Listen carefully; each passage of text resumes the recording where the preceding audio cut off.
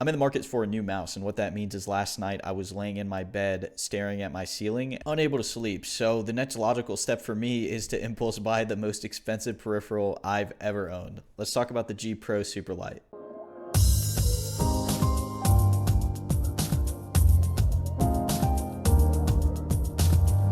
All right, so we got the box here. We're gonna go ahead and open that up, do a little unboxing, and hopefully after I get used to it, I'll probably revisit this in about a week and let you guys know how it actually feels. But today we're just gonna unbox it and take a look at it.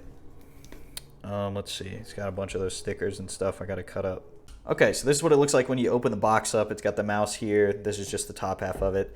This shape is pretty much the exact same as the normal G Pro wireless. It's just significantly lighter. It's 20 grams lighter, I think, and I can already feel it because I used to have the G Pro wireless, but unfortunately it broke for various reasons, and it may or may not be me slamming it too much. Who knows? You can see here the skates on the bottom are pretty smooth. The old one, I think, on the G Pro isn't like this. I think it's white, and it's also just has like little pads or something. It's not, I don't think it covers this much space on the bottom. I'm not gonna lie, at some point with these mice where the honeycomb design, because what I'm playing on now is this Model O, there's a point at which you lose so much weight that it starts to feel like cheap, like the plastic and the weight of it makes it feel kind of cheap, and the sounds that it makes.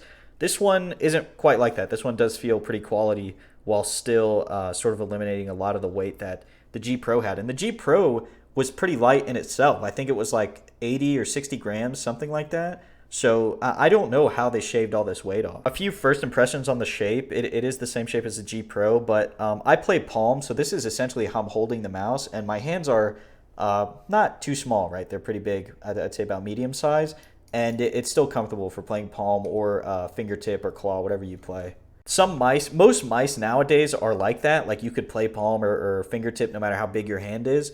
But in the past, I bought mice like the FK2, the Zowie FK2. That mouse is very small and is pretty hard to palm, to be honest. They also kept that same mechanism in the bottom here where if you spin it and then you just dump it like that, you can put the little USB piece, this little USB piece that goes into the computer. You just can store it in here if you wanted.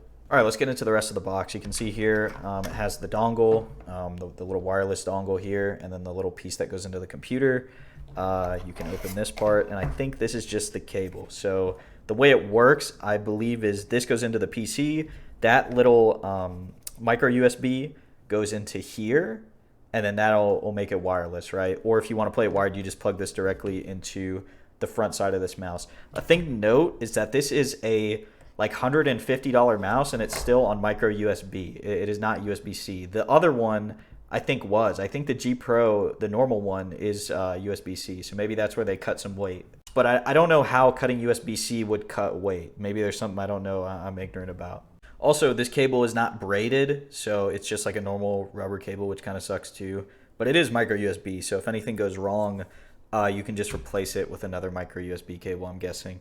All I'm doing now is opening up the practice range in Valorant and just looking around, looking up and down, moving around the corners and everything. Anytime you get a new mouse, you're probably going to feel the urge to change your sensitivity just because things feel a little bit different.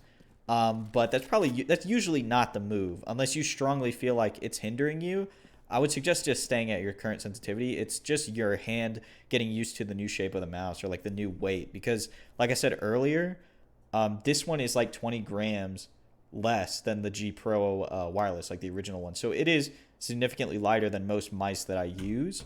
So that might just be part of it. After just walking around and swiping a little bit, this little horseshoe piece, this skate right here, is kind of grinding against my mouse pad. And I think it's my mouse pad because it is kind of old and it has some weird little divots and tears in it.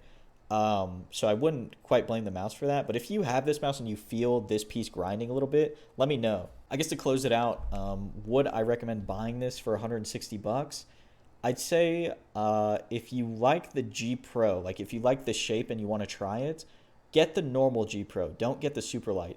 If the weight reduction is a big deal to you, if you want a super light mouse, then go with this one. You'll pay the extra 50 bucks and the weight will be reduced because you can feel the weight reduction. It's not a placebo thing. You do feel it. I went to Best Buy to pick this up. they had the normal G Pro on sale for I think $100, and that's pretty good. That's pretty good for that mouse because I believe when it came out it was like 120 or 150. If you can find that one for 100, I'd suggest getting that one over this one unless you really want the weight reduction, because that's just like the whole selling point of this one. But that'll be it for me today. I hope you enjoyed this one, and if it helped you out, consider subscribing. Thanks so much.